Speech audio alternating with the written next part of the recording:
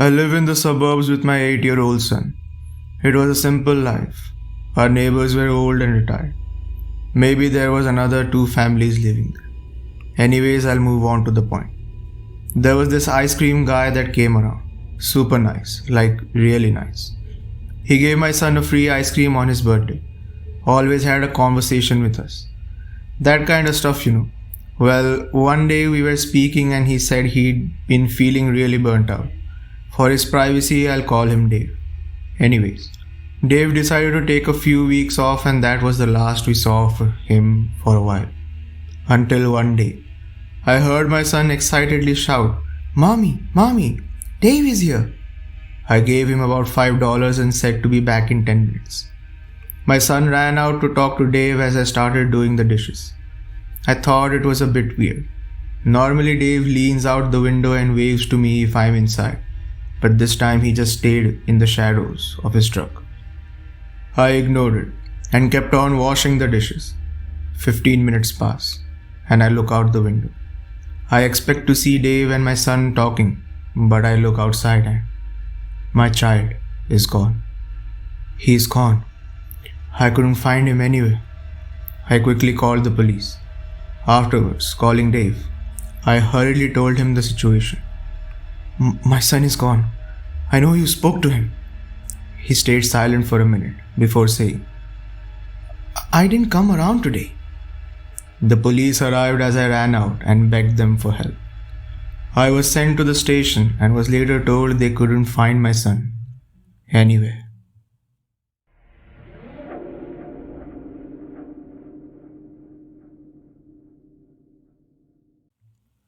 Living in the middle of a farming town with the closest neighbors about a mile down the road. Locking your doors wasn't a thought someone had in their mind out there. I was around the age of 16 years old, living with my grandparents in the middle of nowhere, trying to reconnect with my countryside. It started as a beautiful summer morning, mowing the grass and helping get things done around the house. It was just a normal day. My grandparents always had this one rule: don't open the door at night.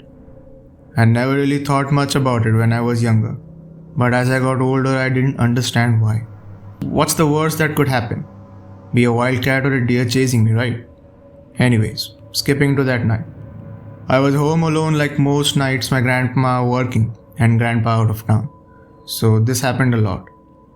I decided I was going to have a fire by myself, just didn't tell my grandparents. As they were leaving, they reminded me, "Don't open the door after we leave." My grandmother said with her sweet voice and left. I heard the door close and I waited until the car light faded down the dark road. I went and got ready for my fire, putting on comfy clothes and getting my drink of choice ready. As I was walking towards the back door, I heard animal-like breathing. I sat there and listened to it, and it felt like an hour I was standing there. I went to the kitchen window and tried to see what was out there, but couldn't see as to how dark it was. I went back to the door and grabbed the handle, and that's when I heard the faint sound of groans and a man giggling. I stepped back and took a minute to rethink of what I just heard. I placed my ear against the door and I could hear everything. So I decided, screw the fire. I'll just sit out front and just enjoy the summer night. As I walked through the house, I noticed a figure walking, passing the windows, which was odd since the windows sat a good 6-7 feet off the ground, and the most you could see is the top of a head, not a full shadow. As I got to the door, I heard heavy boots walking up the cement stairs, and that's when I knew I wasn't alone. I ripped the door open and that's when I saw it, a very tall, slender creature looking back at me with the dark, soulless eyes, mimicking a man's giggle. I closed the door as quick as possible and ran through the house to the back office where my grandfather kept his gun. I finally fell asleep in the dark green chair clenching the gun. I was woken to the sound of my grandparents coming home. So, when they say don't open the door, just listen. You'll never know what might be on the other side. Now, I lock the doors, no matter where I am.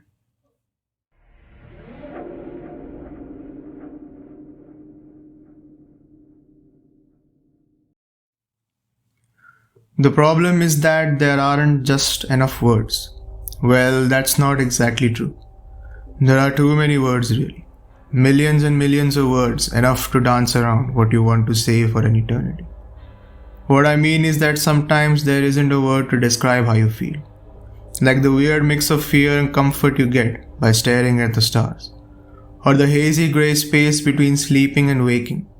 Or the creeping certainty that the woman on the train next to you is something other than human. It was a cold morning at the station. Fat icy drops of rain thudded onto the roof. I sheltered as best as I could and waited. The train arrived 3 minutes late. The windows were dirty, thick with this greyish grime. I got up and headed to the door. It was a little cleaner on the inside, but a damp neglect still permeated the train. Not that I had expected to be well maintained. The Rooksthorpe railway isn't used much. An unknown line to an unknown town in an unknown corner of the country. Still, there were a few other passengers. 2 loud kids with their 2 louder parents who probably got on the wrong train. And a man with a briefcase and tired eyes who kept nodding off only to wake guiltily moments later. I took a seat a little way away from everyone else and squinted through the window as the station rolled out of sight.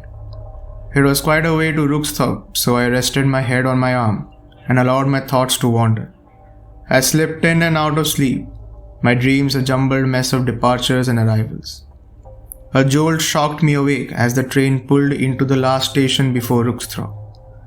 It was a proper storm by then, and as the doors squeaked open, a gust of wind threw itself into the carriage, cold as a dead man's hand. With it entered a woman. Her suit didn't have a spot of rain on it. She was smiling, but not in a happy way. Not in an angry way either, like how dogs bare their teeth. More like it had been painted on. It didn't match her eyes. God, her eyes. They were what really scared me. They were silver, so bright that they made my head hurt. You know how some people say that eyes are windows to the soul? Well, her eyes weren't windows to anywhere. They were mirrors. She walked over to where I was sitting, moving slowly, with a graceful, practiced restraint. "Is anyone sitting there?" she said, gesturing to the seat next to me. Her voice was smooth and cold and flat. I looked around at all the empty seats. No. Good. She sat down, one leg crossed over the other, watching me. She didn't blink. I don't think I ever saw her blink. I edged away a little. All of a sudden, I became aware that there was no one else left on the train. "You're running away, aren't you?" "What?" "You're trying to leave something behind. A friend? A partner?" It took me a long while to reply. I just needed to get away," I told her. "I can help you," she said softly. "I can make sure you never think about them again." I didn't know what to say. I didn't know what to do. I didn't have the right words. For a while she sat in silence. Her skin was thin, like the skin of a dead person. I could have sworn I saw something moving underneath. Something that glowed. "I don't understand," I whispered finally. "She's already forgotten you, you know. She's forgotten everything." And then she grinned a real grin. A hungry grin. I knew in that moment that she was not human. Her voice was no longer flat. It wavered. Not out of nervousness, but because she was letting go of that practiced restraint. "You'll forget everything too. Your longing, your grief, your dreams. Now listen here. Now, watch." And just like that, I couldn't look away, as though my head was being held in place. She lifted a hand to her face, digging the nail of her index finger into the skin between her ear and neck, and began to peel it away, revealing a writhing, crawling patch of wet, bright flesh. Her smile split, stretching far wider than should have been possible, nearly cutting her face in two. "You'll never have a nightmare again. They'll be all for me. All mine." Then the train shuddered to a halt. A speaker announced that we'd arrived at Rooksthorpe station. Footsteps echoed outside. She leaned back, sighed, and got to her feet. "I suppose I'll have to wait.